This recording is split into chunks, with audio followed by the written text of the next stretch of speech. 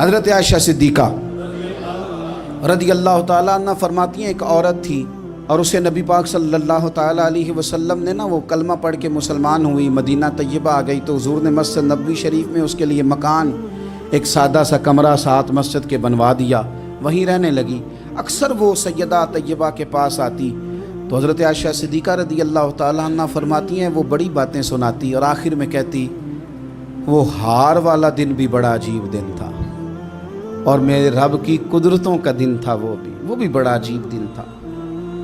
سیدہ عائشہ صدیقہ رضی اللہ تعالیٰ عنہ ایک دن فرمانے لگی کہ تو ہار والے دن کا بڑا ذکر کرتی ہے، وہ کیا دن تھا؟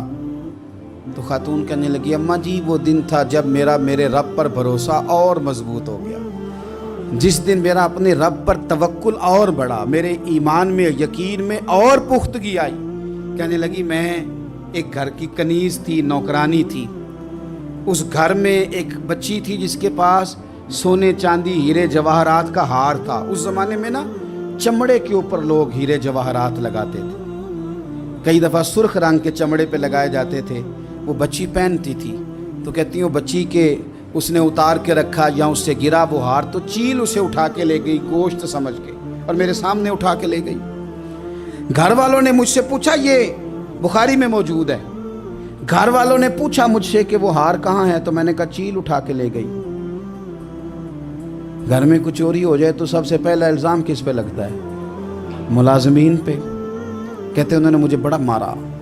بڑی تکلیف تھی، حتیٰ کہ میری شرمگاہ تک کی تلاشی، میری عزت اتنی خراب کی میں بتا نہیں سکتی۔ میں نے اپنی زندگی میں ایک واقعہ دیکھا، ایک امیر گھر میں چوری ہو گئی، ملازم کو اتنا مارا کہ وہ چارپائی پہ پڑ گیا، پولیس والوں سے اتنی مار پروائی گئی کہ وہ بیچارہ چارپائی پہ پڑ گیا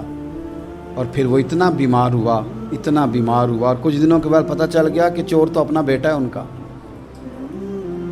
پھر اس کا انتقال ہو گیا۔ اب وہ سیٹھ صاحب اور گھر والے آ کے مرنے والے کے کان میں معافیاں مانگ رہے ہیں، کان میں۔ تو میں نے ان سے پھر کہا تھا کہ یہ تو اب چلا گیا ہے، تمہارا زور چلتا تھا نا تو تم نے قانون خریدا اور تم نے اسے جتنا ہو سکا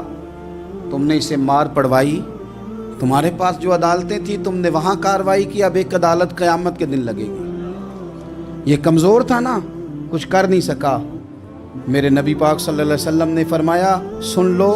اگر سینگ والی بکری نے بغیر سینگ والی بکری کو تکلیف دی ہوگی نا تو قیامت کے دن اسے بھی بدلہ دینا پڑے گا